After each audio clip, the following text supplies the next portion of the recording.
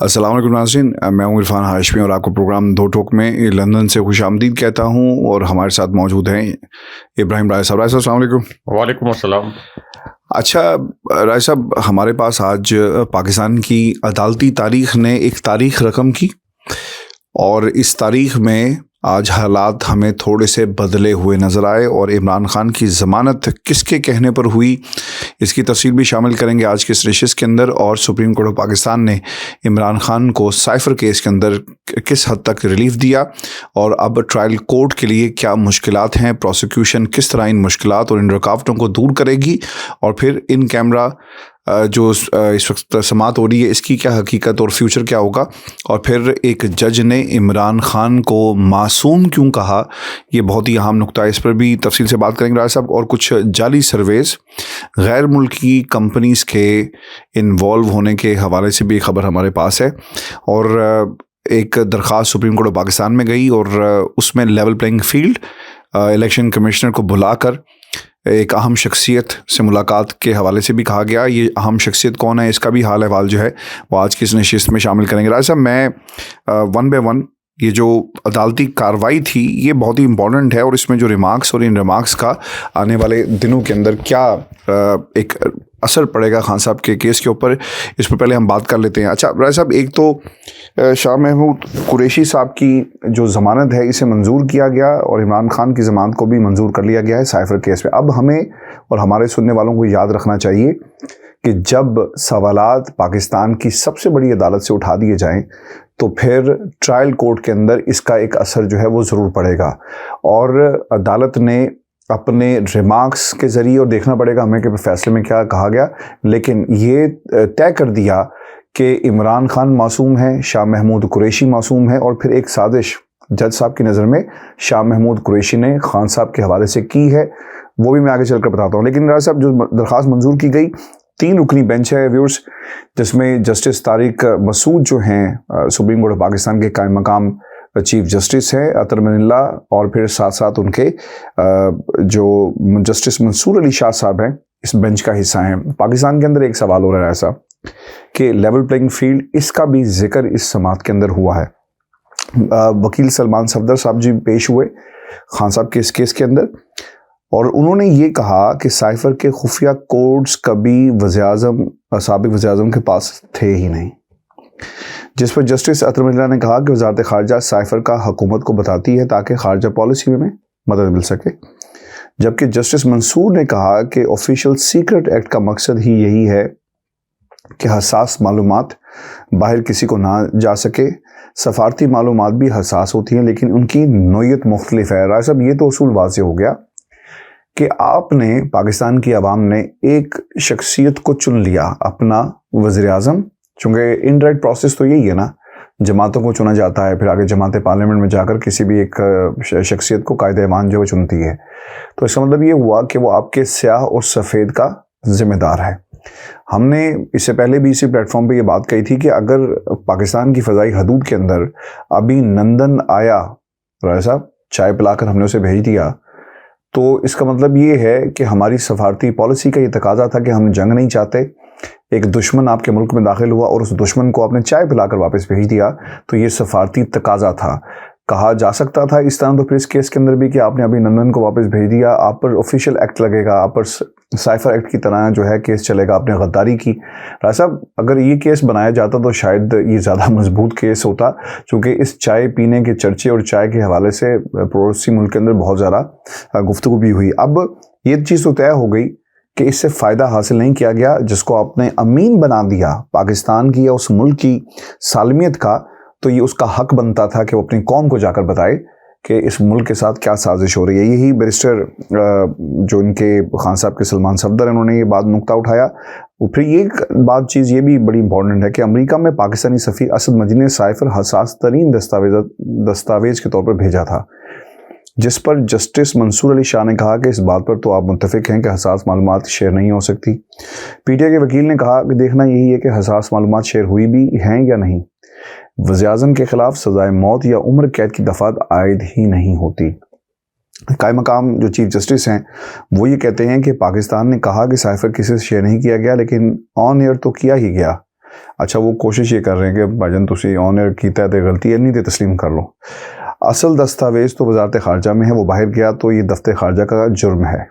सराय साहब गेम उलट गई है, उन्होंने कह दिया कि अगर निकला तो फिर आप बताएं ना, आपकी you are the custodian of that paper, और अगर if it is missing from there then it is your responsibility, और जिसके ऊपर ये सवाल उठाया गया। सलमान सफदर भी कहते हैं कि अदालत को बताया कि वजारत खारजा से सैफर आजम खान को बतौर प्रिंसिपल सेक्रेटरी मौसूल हुआ। जिस मीटिंग में सैफर साजिश मनसूबाबंदी का इल्ज़ाम है वो 28 मार्च 2022 को हुई। चलान के मुताबिक जिस सिलसिले में सैफर लहराने का इल्ज़ाम है वो 27 मार्च 2022 को हुआ था। अच्छा, अब सैफर लहराने का इल्ज़ाम 27 मार्च और मनसूबाबंदी का इल्ज़ाम 28 मार्च। जस्टिस अजहर मिल्ला ने कहा कि असल साइफर वजारत खारजा में है, वो बाहर गया है तो ये दफ्तर खारजा का जुर्म है। शाह महमूद कुरैशी ने तकरीर में कहा कि वज़ीर आज़म को साजिश का बता दिया है, हल्फ का पाबंद हूँ। इस बयान के बाद शाह महमूद कुरैशी 125 दिन से जेल में है। अच्छा, मैं ना चूँकि इसमें और भी बहुत सारी निकात हैं, इसको वन बाय वन डिस्कस करते हैं, लेकिन ऐसा शाह महमूद कुरैशी साहब के हवाले से जो बात कही जा रही है कि शायद उन्होंने अपनी जिम्मेदारी जो है वो इमरान खान के कंधों पर डाल दी, और यही नुक्ता जो है वो तारिक मसूद साहब, जस्टिस तारिक मसूद साहब की तरफ से उठाया गया। एक तो ये नुक्ता, इससे आगाज़ करते हैं, और दूसरा आपको इस फैसले की उम्मीद थी ऐसा? जी आप प्लीज़ देखें हाशमी साहब, एक तो लेवल प्लेइंग फील्ड के मुतल्लिक जो बात हुई है, और 3 बजे तक हुक्म दिया गया कि PTI के नुमाइंदों के साथ चीफ इलेक्शन कमिश्नर और इलेक्शन कमीशन के अरकान मुलाकात करें। अब 3 बजे से पहले जो 3 वाक़यात हुए हैं, जो एक ब्रेकिंग न्यूज़ है, वो मैं पहले बता दूं। एक तो संबड़ियाल सियालकोट में क्या हुआ है, ये लेवल प्लेइंग फील्ड आपको पता चलेगा कि सुप्रीम कोर्ट के फैसले की धज्जियां, जिस दिन सुप्रीम कोर्ट ये फैसला सुना रही है, सुप्रीम कोर्ट कह रही है कि तहरीक इंसाफ को लेवल प्लेइंग फील्ड नहीं मिल रहा, इलेक्शन कमीशन ये मसला हल करे, तो वहाँ पर संबड़ियाल में अजीम नूरी घुमन के जो वकील हैं वो कागजात बचाकर RO ऑफिस पहुँचे हैं, लेकिन वहाँ पर मुतलका रिटर्निंग ऑफिसर गायब हो गया। वो उसने कहा कि अच्छा ये अब पहुँच गया है, लेकिन हम गायब हो जाते हैं। अच्छा, उसके बाद आ जाएं आप सियालकोट में, यहाँ पे रेहाना इम्तियाजुद्दीन डार, जो कि डार बरादरान की वालदा है, हम सब कुछ जानते हैं, यानी उस्मान डार की वालदा। अच्छा, इनके वकील जो हैं ये रिटर्निंग ऑफिस में गए हैं, और उसके बाद यहाँ से जो रिटर्निंग ऑफिसर है वो गायब हो गया, ऑफिसर गायब हो गया। और ख्वाजा आसिफ ने ये जब गए हैं, यानी डार बरादरान की जो वालदा हैं, इनके जब कागजात नामजदगी जमा कराने के लिए गए तो उससे कुछ देर पहले ऑफिसर साहब बैठे हुए थे, रिटर्निंग ऑफिसर ख्वाजा आसिफ के, उन्होंने कागजात नामजदगी मसूल किए, और जैसे ही डार बरादरान की वालदा का नंबर आया तो वो गायब हो गए। अच्छा, फिर आ जाएँ PP 36 वजीराबाद। यहाँ पे एक और अनहोनी हुई है, क्योंकि जैसे यहाँ पे नॉमिनेशन पेपर्स जमा करवाने के लिए गए हैं तो वजीराबाद पुलिस ने रिटर्निंग ऑफिसर का जो मरकजी दरवाज़ा है इसको लॉक कर दिया, इसको ताला लगा दिया। और ये सब कुछ किस वक्त हो रहा है? सुप्रीम कोर्ट जो पाकिस्तान की सबसे बड़ी अदालत है, कायम मकाम चीफ जस्टिस के वो बड़ी है, ऑर्डर के बदले साइफर जज साहब बड़े तो अच्छा, उसके बाद आ जाएं आप NA 72 PP 49 पसरूर सियालकोट, यानी ये जो 2 हल्के हैं NA 72 और इसके नीचे सूबाई असेंबली। यहाँ पे साबिक सूबाई वजीर चौधरी गुलाम अब्बास, एहसन अब्बास एडवोकेट के जो नॉमिनेशन पेपर्स हैं यहाँ पे वसूल करवाने गए, लेकिन रिटर्निंग ऑफिसर ने रिसीव ही नहीं किए। अच्छा, उसके बाद आप आ जाएं NA 69 मंडी बहाउद्दीन। यहाँ पर तहरीक इंसाफ के जो नॉमिनेशन पेपर्स थे चौधरी परवेज लाई, इनके नॉमिनेशन पेपर लेकर जाने वाले वकील तायद कुनिंदा और तजवीज़ कुनिंदा सभी को अंदर कर दिया कि चौधरी परवेज लाई के नॉमिनेशन पेपर लेके आए आप, क्यों लेके आए हैं? तो वो नॉमिनेशन पेपर्स लेके जाने वाले वकील तजवीज़ कुनिंदा, तायद कुनिंदा, तीनों को गिरफ्तार कर लिया। उसके बाद आ जाए 18 हज़ारी पे। 18 हज़ारी में साबिक MPA मियाँ मोहम्मद आज़म, इनके घर पुलिस ने छापा मारा और ये घर पर मौजूद नहीं थे, और ये हल्का PP 131 में PTI के पोटेंशियल कैंडिडेट थे। वजीराबाद में हामिद नासिर चट्टा साहब की उम्र बड़ा एक नाम भी है, 85 साल, 85 ईयर। 85 साल उम्र है, और पुलिस ने उनके ऊपर मुकदमा दर्ज कर दिया। हामिद नासिर चट्टा उनके ऊपर मुकदमा दर्ज कर दिया। कोटा 2 की बात करें तो तहरीक इंसाफ के साबिक MNA हैं मियाँ शब्बीर अली कुरैशी, इनके नॉमिनेशन पेपर जमा कराने वाला वकील जो है, ये जैसे ही रिटर्निंग ऑफिसर के दफ्तर में पहुंचा है तो रिटर्निंग ऑफिसर के दफ्तर से बाहर से गिरफ्तार कर लिया गया। N156 बुरेवाला व्याड़ी तहरीक इंसाफ की जो डॉक्टर आयशा नज़ीर जट हैं, वो जब गई हैं नॉमिनेशन पेपर फाइल करने के लिए, तो फाइल उन्होंने रिटर्निंग ऑफिसर को जैसे ही जमा कराई, पुलिस RO ऑफिस के अंदर ऐसे घुसी कि जैसे अंदर कोई दहशतगर्द मौजूद है। रिटर्निंग ऑफिसर के जो दफ्तर है उसका घेराव किया गया और वहाँ पर कागजात नामजदगी पुलिस ने लूट लिए, छीन लिए वहाँ से। और इसी तरह ये जो साबिक MNA नज़ीर अहमद जट, उनके साथ भी ये हाल हुआ है। तो एक तो ये जो लेवल प्लेइंग फील्ड, यानी इसका मतलब है कि सुप्रीम कोर्ट से भी कोई ऊपर बड़ी ताकत है पाकिस्तान के अंदर के सुप्रीम कोर्ट का ऑर्डर आया है और उसके बावजूद जो है वो ये हो रहा है। अच्छा, अब एक मुराद सईद का पैगाम भी आया है जी, और उसमें वो ये कह रहे हैं कि सूबाई क़यादत की जानिब से इत्तला मिली है कि मकामी MPs और नाज़मीन की जानिब से मुत्तफ़िक़ा तौर पर सूबाई हल्के के लिए आपके वालिद साहब का नाम तजवीज़ किया है और आपका कवरिंग उम्मीदवार भी आपके घर से होगा। तो उस पर अब उन्होंने कहा है कि मेरा इस हवाले से वाज़ेह मौक़िफ़ है कि मेरी सीट और मेरी सियासत हमारे वर्कर्स की अमानत है, जिनसे मेरा नज़रिए का रिश्ता है और ये हर खूनी रिश्ते से मजबूत रिश्ता है। इसलिए पार्टी के एमा पर मेरे वालिद साहब को नॉमिनेशन पेपर जमा करने के लिए कहा गया था, जिस पर सोशल मीडिया पर बड़ा पॉजिटिव रद्द-ए-अमल आया, लेकिन मेरी जानिब से तमाम नाज़मीन को कागजात नामजदगी जमा कराने की हिदायत की जा चुकी है और पार्टी टिकट इन्हीं में से एक को दिया जाएगा। मुराद सईद, जिनको इस वक्त सिर्फ इस बात की सजा दी जा रही है कि उन्होंने KP में जो ये दहशतगर्दी की वेव वापस आई, इसकी निशानदेही क्यों की। अब आ जाएं सुप्रीम कोर्ट के फैसले पर। एक तो ये कोई जस्टिस तारिक साहब जो हैं, ये कोई इनकलाबी जज नहीं है, अच्छे जज साहब। जस्टिस मंसूर, मैं आपको बता रहा हूँ, असल में इस केस के अंदर उनके पास इसके अलावा ऑप्शन ही कोई नहीं था कि इतना ये बोगस केस था। इसी प्लेटफॉर्म के ऊपर मैंने कोट किया था, जिन कानूनी माहिरीन से बात हुई थी, कि किसी भी जज के पास ये ऑप्शन नहीं था कि साइफर केस में इमरान खान साहब की ज़मानत मंजूर ना करे। जस्टिस मंसूर अली शाह साहब को कोई इमरान खान साहब के साथ हमदर्दी नहीं, कोई कानून और आइन की बालादस्ती के वो चैम्पियन नहीं है, ना ही जस्टिस तारिक साहब जो हैं। जस्टिस अतर मिनल्ला साहब के मतलब आप ये कह सकते हैं कि इस्लामाबाद हाई कोर्ट के चीफ जस्टिस के तौर पर भी उन्होंने अपनी कैपेसिटी में बड़े दबंग फैसले दिए थे। लेकिन ये केस चूंकि बोगस इतना था कि इसके अंदर किसी किस्म की गुंजाइश नहीं थी कि इसमें इमरान खान साहब की ज़मानत मंजूर ना की जाती।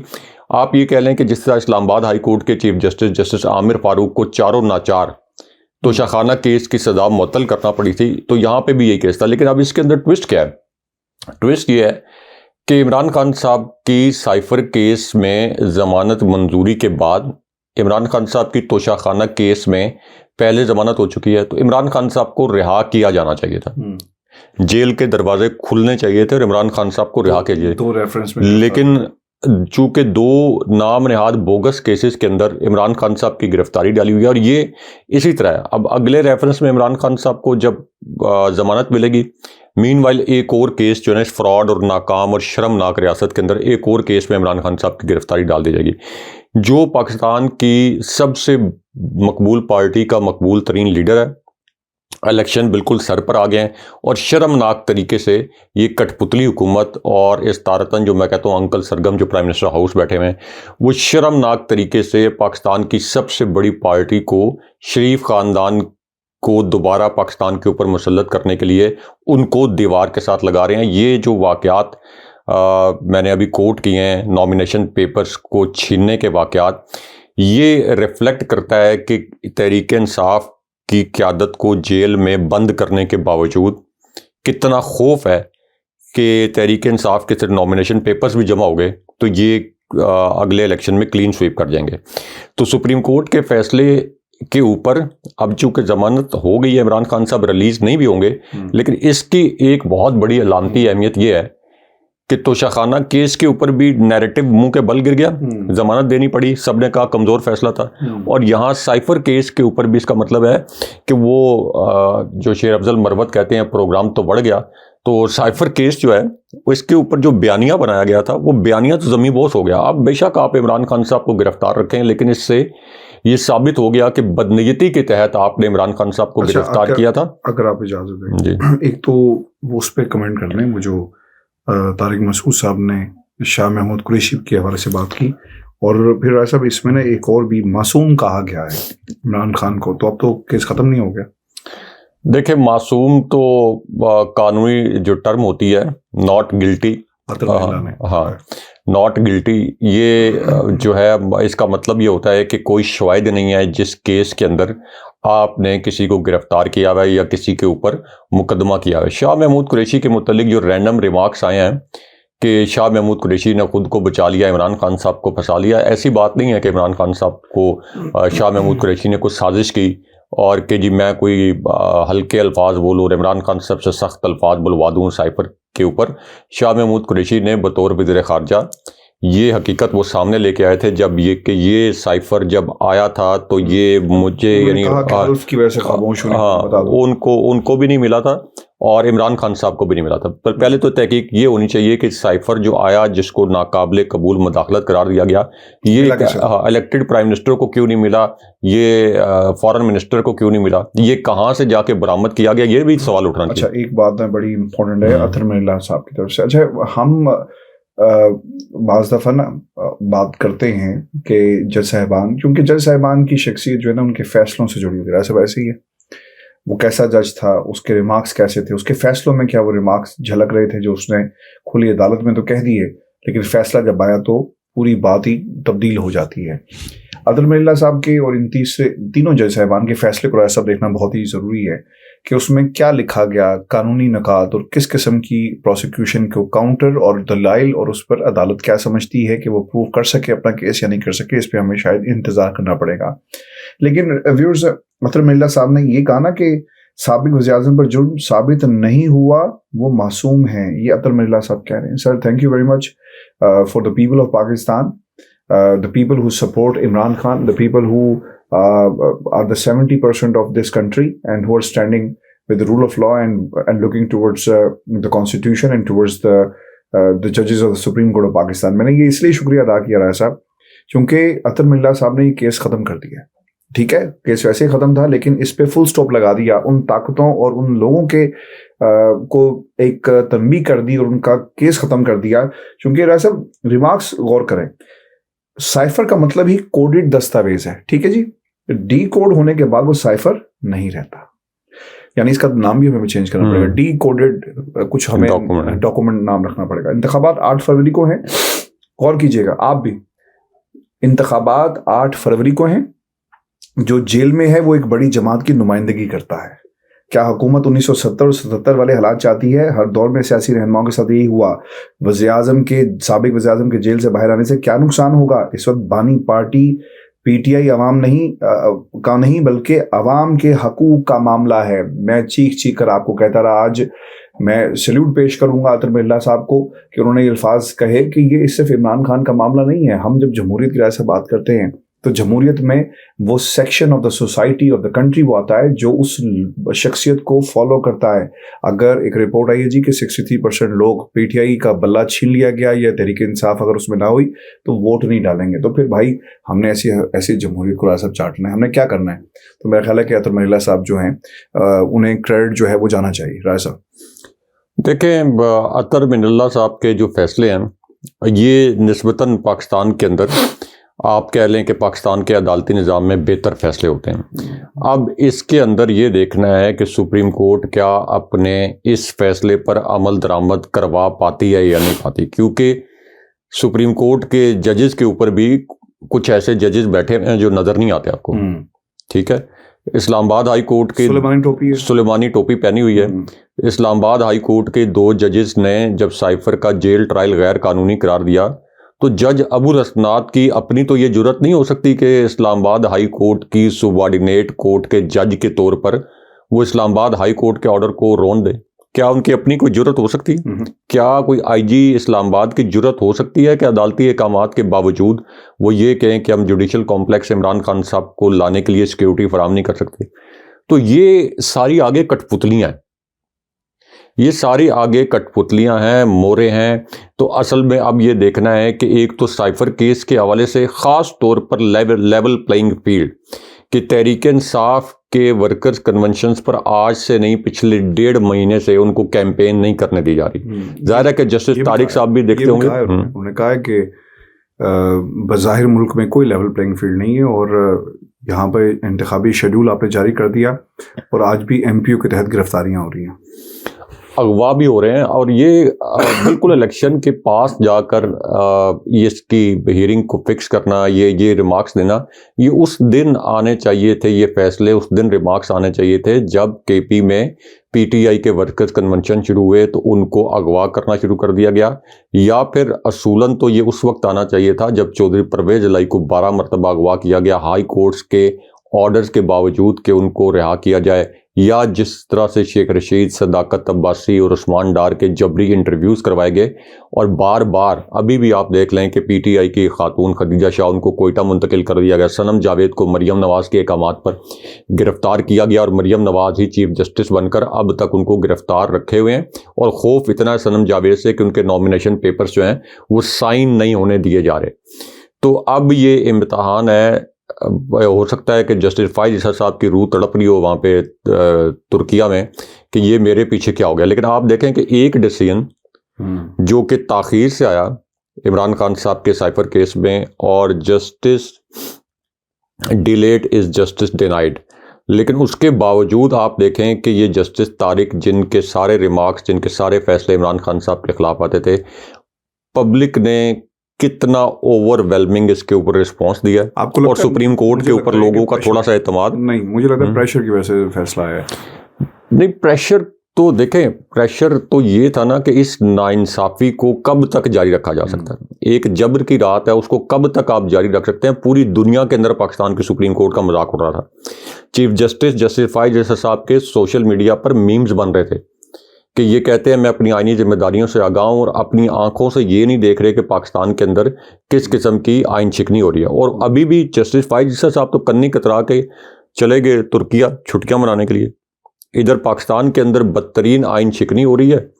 एक सबसे बड़ी पार्टी को बिल्कुल आपने उसके नॉमिनेशन पेपर्स भी उनसे छीने जा रहे हैं, उनके उम्मीदवारों से। ये पाकिस्तान की तारीख में कभी नहीं हुआ था और वो खुद छुट्टियां मना रहे हैं। उनको तो चाहिए था कि इस पूरी सूरत हाल के अंदर या तो खुद आज खुद नोटिस लेके इस मसले को सॉर्ट आउट करते, और इस क्रिटिकल मौके के ऊपर वो चले गए हैं छुट्टियां मनाने के लिए जब इलेक्शन सर पे है और पता है कि किस किस्म के इकदामात इलेक्शन जब बिल्कुल करीब आ जाएं तो किसी एक पार्टी को साइडलाइन करने के लिए किस किस्म की आइन शिकनी और कानून शिकनी हो रही है।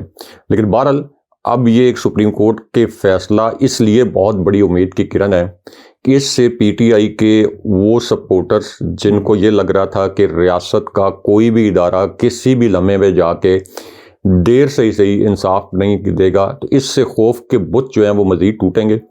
ये मोरल बूस्टिंग एक फ़ैसला है और आपने देखा होगा कि PTI ने इसको किस तरह से सेलिब्रेट भी किया है। लेकिन इस फैसले पर ख़ास तौर पर लेवल प्लेइंग फील्ड वाले फैसले पर भी अमल दरामद होना चाहिए। और इमरान खान साहब की नाअहली, सबसे इम्पॉर्टेंट बात यह है कि इमरान खान साहब को इलेक्शन लड़ने की इजाज़त मिलनी चाहिए। कोई उनके ऊपर ऐसा केस नहीं है कि इमरान खान साहब की नाअहली को बरकरार रखा जाए। अच्छा राजा साहब, ये एक पैगाम इमरान खान का अपनी कौम के नाम, अब तो हम कौम कह सकते हैं क्योंकि सुप्रीम कोर्ट भी कह रही है कि ये बुनियादी इंसानी हकूक़ का मामला है। एक मुल्क की सबसे बड़ी जमात है, उसका लीडर इस वक्त जेल के अंदर है। ये सिर्फ इमरान खान के हकूक़ का मामला नहीं है। आपने उस लीडर को जो पाकिस्तान की आवाम की नंबर 1 चॉइस है, नंबर 2 भी नहीं, नंबर 1 चॉइस है, आप उसे जेल में नहीं रख सकते। राजा साहब, अब उस लीडर की तरफ से जिसके ऊपर मोहर लग गई लीडर होने की, यहाँ पर तो बहुत सारे जाली बनारसी ठग भी हमने देखे हैं, लेकिन इस लीडर की सुप्रीम कोर्ट ने मोहर आज लगा दी है कि ये लीडर है। पैगाम जारी किया है उस लीडर ने जेल में बैठकर अपनी कौम के नाम। क्या उन्होंने कहा कि मुल्क कौम की खिदमत की पूरी तारीख रखने वाले मुहिब वतन शहरी के तौर पर अपने वतन की सूरत हाल पर नहायत फ़िक्रमंद और तशवीश में मुब्तला हूँ। अब पाकिस्तान को जिस जानिब धकेला जा रहा है वो सरासर तबाही और बर्बादी का रास्ता है। मुक़्तदर मुक़्तदरा और अदलिया मेरे या तहरीक इंसाफ के साथ नहीं, पाकिस्तान के साथ बहुत बड़ी ज़्यादती कर रहे हैं। इसकी सबसे बड़ी और फौरी ज़द पहले से कमज़ोर मईशत और IMF के साथ हमारे मामलात पर पड़ेगी। IMF से ताउन का वादा साफ शफाफ इंतखाबात से मशरूत था। कौमी इंतखाबात मुल्क को सियासी और माशी बहरानों से निकालने का बेशकीमत मौका है। साफ शफाफ इंतखाबात से मुल्क में इस सियासी इस्तेहकाम का दरवाज़ा खुलेगा जो माशी इस्तेहकाम और तरक्की के लिए नागुज़ीर है। तहरीक इंसाफ के उम्मीदवारों की गैर कानूनी पकड़ धकड़, इन कागजात नामजदगी छीन कर उन्हें हरासा करके हमें इंतखाब से बाहर करने की जालमाना कोशिशें की जा रही हैं। वफाक की अलामत और मुल्क की मकबूल तरीन सियासी जमात को जबरन इंतखाब से बाहर करके सियासी इंतकाम को तबाह व बर्बाद करने की मुजरमाना प्रोग्राम की कामयाब तकमील के मौके पर कम से कम तर होते जाएंगे। जमहूरियत आवाम को वोट की पर्ची के ज़रिए अपनी राय के इजहार और हुकूमत के इंतखाब का मौका फराहम करती है। पिछले 20 माह के दौरान बुनियादी आइनी हकूक़ की बदतरीन पामालियाँ की गई और फिर कानून और हुक्मरानी की बात भी खान साहब की तरफ से जो है वो की गई है। राय साहब, इस मुल्क के अंदर जो कुछ इस वक्त हो रहा है, मैं जो ख़बरें आ रही थी, ये आपके लिए व्यूअर्स बहुत ही अहम नुक्ता है सोचने का, और इसके ऊपर यकीनन आप अपनी राय का इजहार भी कर सकते हैं। आबिद शेर अली, राय साहब, आबिद शेर अली, ये लंदन यहाँ जहाँ बैठे हुए हैं यहाँ से ज़्यादा दूर नहीं है, 20 मिनट्स की ट्रेन के ऊपर हाउस ऑफ शरीफ, और आबिद शेर अली वो मकामात जहाँ पर ये लंदन की हवाओं और के मज़े लूटते रहे, ये जाकर हल्के की सियासत क्या करेंगे। खबर लगी है जी, इलेक्शन 2024, आबिद शेर अली ने NA 102 से कागजाते नामजदगी जमा करवा दिए। इमरान खान को तो आज सुप्रीम कोर्ट ने कहा जी कि ये PTI के वोटर से ज़्यादती है, तो आबिद शेर अली इंतखाब में इनको कुछ जानता होगा, इस पर भी हम बात करेंगे। आसिफ अली जरदारी साहब, NA 207 से आसिफ जरदारी के कागजाते नामजदगी जमा हो गए। फवाद चौधरी के भाई जी ये भी खबर दे दें, फराज चौधरी को पुलिस ने गिरफ्तार कर लिया है। क्यों गिरफ्तार किया है, एक अहम सवाल है। फारूक सत्तार, वो इसलिए गिरफ्तार किया है, मैं बता देता हूँ। वो इसलिए गिरफ्तार किया है कि उनके भाई जो हैं फराज चौधरी, ये नॉमिनेशन पेपर्स उनके जमा कराने गए थे फवाद चौधरी। उनका जुर्म, यानी फराज चौधरी का ये जुर्म है कि अपने भाई के नॉमिनेशन पेपर्स जमा कराने गए, अब उनको उठा लिया गया। और फवाद चौधरी का इससे पहले जुर्म ये था, ये नहीं कि वो PTI में फ़ाल होना चाहते थे, वो जुर्म ये था कि जहांगीर तरीन का जलसा उन्होंने इस खौफ से नहीं कराया जेलम में। उन्होंने कहा कि अगर मैं वो जलसा कराऊंगा तो मेरा पूरा सियासी करियर डूब जाएगा, यहाँ पे मुझे भी जूते पड़ जाएंगे और जहांगीर तरीन को भी जूते पड़ जाएंगे। ठीक है, ये जूते पड़ने की कहानी है। अच्छा, फिर इसके बाद राय साहब, मुराद अली शाह PS 77 से कागजात नामजदगी जमा हो गए। फारूक सत्तार, अरशद वहरा ने NA 240 से कागजात नामजदगी जमा करवा दी। वो लोग हैं जिनको शायद हल्के के अंदर इनके लोग भी वोट नहीं देंगे, और ये नुमाइंदगी पाकिस्तान, ये ऐसे चेहरे हमें इस वक्त पाकिस्तान की सियासत के अंदर एक्टिव नज़र आ रहे हैं। फिर इसके साथ साथ लेकिन मेरे लिए पता है क्या, इनमें से ज़्यादा काबिल मोहतरम जो है वो चाय वाला है, जिसने मुजफ्फरगढ़ से रवायती सियासतदानों को तर्क करके ये फ़ैसला कर लिया कि भाईजान मैं भी उन इलेक्शन से रन खड़ा होऊंगा। अच्छा, इसके साथ साथ लाहौर से लियाकत बलोच, लतीफ़ खोसा और सलमान अकरम राजा ने कागजात नामजदगी हासिल कर ली हैं। और ख़बर ये भी आ रही है कि बिलावल भुट्टो जो हैं वो लाहौर से इंतखाब में हिस्सा लेंगे। उन्होंने भी कहा है, राय साहब, लाहौर बहुत प्यारा है और लाहौर के ऊपर बहुत सारे लोगों की लाड़काना से भी लड़ रहे हैं, लाड़काना से भी लड़ रहे हैं और बाकी जगहों से भी लड़ रहे हैं। अच्छा, इसके साथ साथ ना एक ख़बर जो इम्पोर्टेंट थी, और मैं चाहूँगा राय साहब इस पर हम थोड़ा सा ज़रा अपनी इस बहस को ज़रा वसी करें, क्योंकि मैं अतर मिल्ला साहब की आज गुफ्तगू का फ़ैन हो गया हूँ। क्योंकि ये बातें ना मैं काफ़ी दिनों से कर रहा था कि ये ज़ाती पीठ इमरान खान के साथ नहीं है। हम जब कहते हैं ना इलेक्शन कराओ, मुकमुकाना कराओ, इलेक्शन कराओ, तो ये मुकमुका हो रहा था। और मैंने फिर इलेक्शन कमीशन को सिलेक्शन कमीशन भी कहा। मैं इसलिए कह रहा था कि ये ज़्यादती खान साहब के साथ नहीं, ये उस वोटर के साथ है जो चाहता है कि इमरान खान ही उनके मसाइल का हल है। तो जमहूरियत में राय साहब यही होता है ना, ये आपका भी हक है, चाहे आप जो बिलावल जरदारी साहब को समझते होंगे तो ये आपका राइट है, ये हर उस पीपल्स पार्टी के बंदे का राइट है जो समझता है कि बिलावल उनके मसाइल का हल कर सकता है। हम इस पर कमेंट नहीं कर सकते, उनका इख्तियार है, आईन पाकिस्तान ने उसे इख्तियार दिया। अब ये अलार्मिंग चीज़ है जी कि 63% PTI वोटर्स जो हैं वो वोट नहीं डालेंगे अगर इमरान खान ने इलेक्शन में ना हिस्सा लिया। अच्छा, अब ये सर्वे कहाँ से आया है?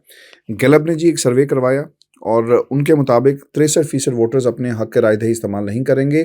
सर्वे में सवाल पूछा गया कि अगर इमरान खान पाकिस्तान तहरीक इंसाफ के चेयरमैन ना हो लेकिन पार्टी इलेक्शन में हिस्सा ले तो क्या आप ऐसी पार्टी के लिए वोट डालेंगे? जवाब में 63% वोटर्स ने नफ़ी में जवाब दिया, जबकि 37% वोटर्स ने कहा कि वो पार्टी को वोट डालेंगे।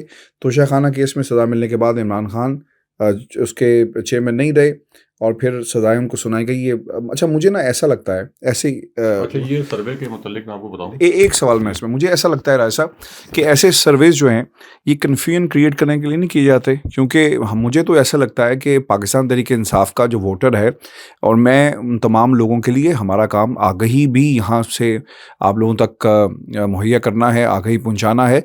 क्योंकि एक बात आप याद रखें, और ये ग्राउंड रियलिटीज़ पे और जो तज्जिया हमारा है कि अगर इमरान खान को पाकिस्तान तहरीक इंसाफ के प्लेटफॉर्म से, जिसमें वो चेयरमैन नहीं रहे, इसका मतलब ये तो नहीं है कि वो बानी तहरीक इंसाफ या उनके वोटर सपोर्टर में कमी आ गई। वो सपोर्ट और पार्टी की वो जड़ें जो है ना वो इतनी मजबूत हैं कि किसी का कोई बड़ा भी आ जाए ना तो उस पार्टी की जड़ों को ख़त्म नहीं किया जा सकता। इसी तरह बाकी जमातों के हवाले से भी हमारी ये राय है कि उन जड़ों को ख़त्म नहीं किया जा सकता। सियासी जमातें भाई ऐसे ख़त्म नहीं होती, नंबर 1। दूसरी चीज़, अगर इमरान खान इंतखाबात में हिस्सा नहीं लेते और उनकी पार्टी जीत जाती है तो क्या हुआ? आप पार्लियामेंट पहुँचे, किसी भी एक सीट को खाली करवाएं, इंतखाबात करवाएं, इमरान खान फिर चेयरमैन, उनके मुकदमात। तो इंतखाबात में पीटीआई ने भरपूर तरीके से जाना है। अगर ये हालात पीपल्स पार्टी के लिए होते तब भी हमारा यही तज्जिया था, नून लीग के लिए हो तब भी हमारा यही तज्जिया है कि एक आधी सीट खाली करके अगर उस पार्टी के चेयरमैन को दोबारा से रीइंस्टेट करना या रिस्टोर करना, भाईजान एडी कोई बड़ी गल नहीं है। लेकिन इसका नुकसान ये ऐसे गलत सर्वेस, राज साहब आपको भी बताएंगे कि इनकी हकीकत क्या है, ये करवा कर कन्फ्यूजन क्रिएट की जाती है। और सिर्फ फोकस तहरीक इंसाफ के वोटर सपोर्टर और उम्मीदवार का ये होना चाहिए कि बल्ले का निशान मिले, भरपूर तरीके से इलेक्शन में जाएं, ज़्यादा से ज़्यादा सीटें जीतें, बाकी काम पाकिस्तान की आवाम करेगी। और काम करने के बाद यार एक सीट की कुर्बानी तो कोई भी वज़ीर दे देगा, कोई भी मेंबर दे देगा कि खान साहब हमारी सीट आप पे कुर्बान, क्योंकि वो सीटें तहरीक इंसाफ की जो भी जीतेगा वो इमरान खान की वजह से जीतेगा। देखें, एक तो ये सर्वे जो है ये एक प्लांटेड सर्वे है और एक लॉन्च करदा सर्वे है, जिसके अंदर तहरीक इंसाफ के वोटर्स को ये बताने की कोशिश की गई है कि अगर इमरान खान साहब इलेक्शन नहीं लड़ते, यानी उनको इलेक्शन लड़ने की इजाज़त नहीं दी जाती, तो फिर आप वोट करने ना जाएं।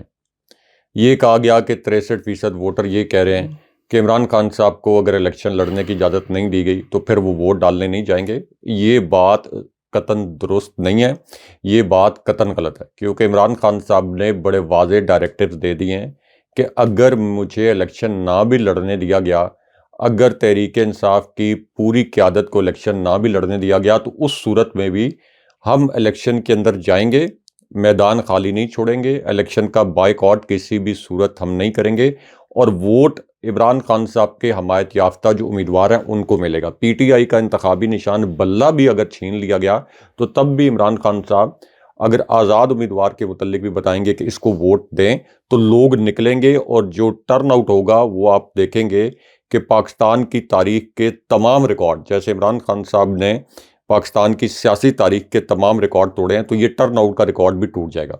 तो एक तो ये बात गलत है। इस सर्वे के अंदर जो दिलचस्प बात यह है कि इस तरह के सर्वे जब किए जाते हैं तो उनके जो क्वेश्चंस हैं वो बड़े ट्रिकी होते हैं। मिसाल के तौर पर अगर ये सवाल किया गया हो कि देखें, इमरान खान पाकिस्तान के सबसे मकबूल लीडर हैं, अगर उनको इलेक्शन लड़ने की इजाज़त ना मिले तो फिर तो लोगों को जाके इलेक्शन में वोट नहीं डालना चाहिए, उससे इलेक्शन की साख ख़राब हो जाएगी। तो उसको जब इतना ट्रिकी क्वेश्चन होगा तो इमरान खान साहब का सपोर्टर भी कहेगा कि हाँ, वोट नहीं डालना चाहिए जाके, ताकि इलेक्शन की साख ना रहे। तो ये क्वेश्चन बड़े, आप ये कह लें, पाकिस्तान के अंदर हाँ ऐसे इस तरीके से उनको प्लांट किया जाता है, ठीक है, कि उससे अपने मतलूबा नतायज। तो ये बात बिल्कुल गलत है कि 63% वोटर नहीं डालेगा, ये बात नहीं है। हाँ, ये है कि तहरीक इंसाफ को अगर कलअदम कर दिया गया तो ये अगर आप पूछें कि क्या उसकी कुछ साख होगी या नहीं होगी, तो फिर 99% पाकिस्तानी कहेंगे कि उस इलेक्शन की कोई साख नहीं होगी। अच्छा, मुझे लगता है कि ये फिगर्स भी वैसे ऐसा बोला था, 63%, 70% तो इन्हीं के सर्वे थे कि पाकिस्तान में तहरीक इंसाफ कहाँ पे खड़ी है। तो पहले अपने सर्वे डेंटिंग बेंटिंग कराओ तो उसके बाद जो होगा। व्यूअर्स, ये शो तो आज का हमारा, मैं टेक्निकलिटीज़ के हवाले से कुछ अर्ज कर दूँ कि ये माइक लगाना हो रहा है, इसके लिए मैं माजूद चाहता हूँ। कुछ जी। महदूद से वसाइल के अंदर हम ये प्रोग्राम कर रहे हैं। इंशाल्लाह कुछ दिनों में बेहतर अंदाज में आपके सामने पेश होंगे, लेकिन what matters is the content. और तज्जिया राय साहब का, और इस प्लेटफॉर्म से हमारी वक्त से पहले आपको खबरें देते हैं, वक्त से पहले तज्जिए, और आज जो बातें हम करते रहे पिछले कई दिनों से, आज अल्हम्दुलिल्लाह सुप्रीम कोर्ट ने भी कह दिया जी भाईजान मकबूल तरीन लीडर ਨੂੰ ਤੁਸੀਂ अंदर रखोगे तो यह ज्यादती होगी कौम के साथ। व्यूअर्स अपने कमेंट जरूर भेजिएगा, और इस बात के साथ आपका क्या मौक़िफ़ है वो जोड़ दें कमेंट की शक्ल में। मुझे और इब्राहिम राय साहब को इजाज़त दीजिए। अल्लाह ने के बाद। अल्लाह ने के बाद।